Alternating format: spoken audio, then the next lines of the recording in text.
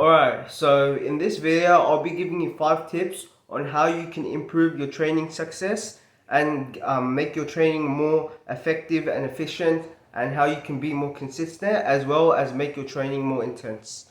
Alright, so the first tip that I have for you guys is to actually follow a proper training plan, a proper workout program. So you can't just go into the gym and not know what to do and just completely wing it. Like so many people, if you see like what their training schedule looks like they just go into the gym, do like 50 sets for each muscle group, and then they leave thinking they had a good workout. Guys, that's not actually how it's supposed to be done. You actually need to know what you need to do, what type of workout you need to do before you go into the gym.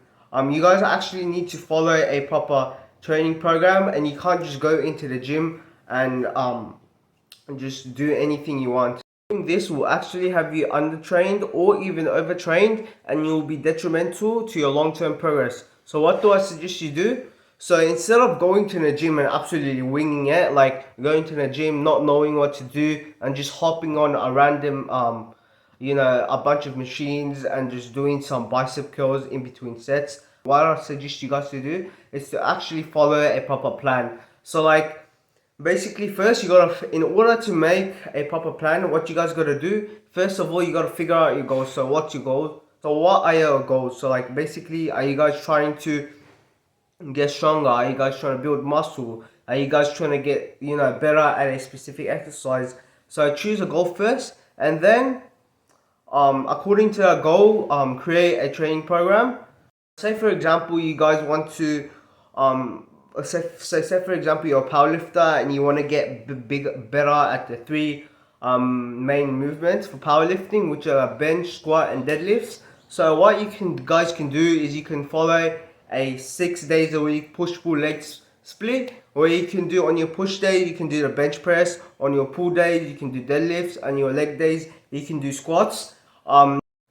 And then for the rep ranges, you guys can actually like switch it around. So say for example, you have 2 push days on your, you have a push day on Monday and a push day on Thursday. So if you're trying to get stronger at the bench press, so on Mondays, what you guys can do higher weight and lower reps. So say for example, you do 5x5. And then on Thursday, your next push day, you guys can do lower weight and higher reps. So say for example, you guys can follow a 3x12. Alright, so number 2 is ensuring you have proper rest and recovery. Guys, I cannot stress this enough of how important rest is.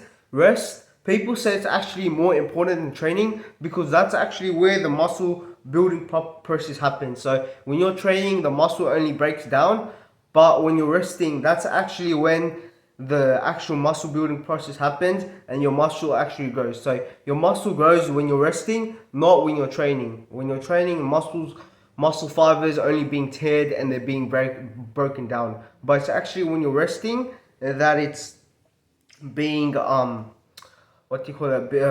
it's actually when you're resting when your muscles are actually growing. So without proper rest and recovery, not only won't you guys be able to build muscle, but you guys won't be healed enough for your next training session. So in order for you guys to get in a good training session, and let me say it again. In order for you guys to get in a good training session, to train with a higher intensity and to actually be motivated for the session, you guys need to ensure that your recovery and rest is on point. Other than sleep, some other tactics which you guys can do to improve your recovery is probably getting enough nutrients. Getting enough nutrients from food. So eating whole foods, and which will allow your body to recover better. Getting enough protein, which will also allow you to allow your muscles to recover better.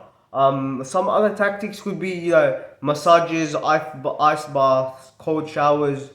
What else? So foam rolling, stretching. All these recovery tactics will allow you to ensure that you are fresh for your training session, and that you'll be able to train at a high intensity, and you'll be able to give it your best whilst you're training. So the third tip which I can give you guys in order to improve your training sessions is to intake the right amount of nutrients before you train. So in order for you guys to train good, you guys need to fill in your glycogen stores, and in order to do this, you guys need to ensure you guys are intaking enough carbs. So what I recommend you guys to do is to intake complex carbs 3 hours before your workouts, like oats, brown rice, wholemeal bread. So have a lot of complex carbs 3 hours before your workout, because these are the type of carbs which digest a bit slower. And yeah, if you guys take it probably half an if you guys take the thing is if you guys take complex carbs half an hour before your workout, you guys actually gonna have stomach problems whilst you're training, because you won't be able to digest it properly. So you guys it will really upset your stomach, and you guys won't be able to give it your all whilst you're training. So yeah, what I recommend you guys to do is to intake complex carbs 3 hours before your workout, and then probably half an hour to like 1 hour before your workout, intake some sort of simple carbs. So simple carbs could be like white rice or something, honey, bananas. These types of carbs digest really, even a piece of chocolate or some type of sugar sweet treat like lolly or something, because these type of carbs actually digest much faster, and it will give you that quick release of energy, which will help you in your training sessions. So another thing is not to consume any processed food before your training session. So don't like have a pre-workout at like Macca's or KFC, because those types of foods are really high in fat, really high in oil, and that will actually make you sick during your workouts. And yeah, it's just not optimal for performing at your best. Like, think of professional athletes. What do they eat before a game? They have as I said, foods that are high in complex carbohydrates. I mean, think of how professional athletes would prepare for their games. They wouldn't go out to the pub to get a beer or something. They wouldn't go to Macca's to get like a Big Mac or something. They'll probably eat nutrients dense foods which are high in complex carbohydrates, which will help them fuel themselves in during game time. So yeah, you guys should be eating like professional athletes before you guys go to train. So the fourth tip which I have for you guys is understanding that there's an inverse relationship between volume and intensity. So basically, higher volume is equal to lower intensity, and lower volume is equal to higher intensity. So you guys can't have higher intensity and high volume. If you guys are training really intense and you guys are doing a lot of sets and reps, you guys won't be able to recover properly, and there'll also be a higher chance of injury. Vice versa, if you guys are training lower intensity, lower volume, you pretty much shouldn't might as well not train at all, because what are you doing if you're doing low intensity and low volume? That's just not gonna be enough for you guys to make any progress in your training session. So the best approach is have one day which is which has low intensity and high volume, and another day which has high intensity and low volume. So the fifth and last tip which I can give you guys is to actually get in the zone. So what do I mean by getting in the zone? It's basically being mentally prepared before your training session, so you guys will actually be able to push through the pain. So in order to get in the zone, you guys can do a number of things. So what I do to get in the zone, before my training session, what I do is I watch a bunch of motivational videos. You know those hard style videos of other fitness influencers training, such as David Lade, Alex Eubanks.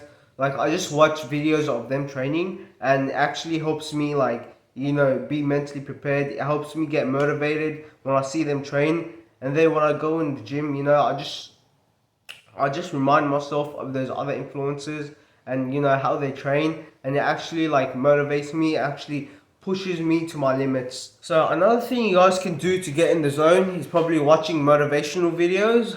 Yeah, I used to personally. I don't need motivational videos right now because I don't need motivation at all. 'Cause it's something I love to do. But when I was starting out, like when I was really young, and I was actually finding it hard to what do you call it? Finding it hard to motivate myself.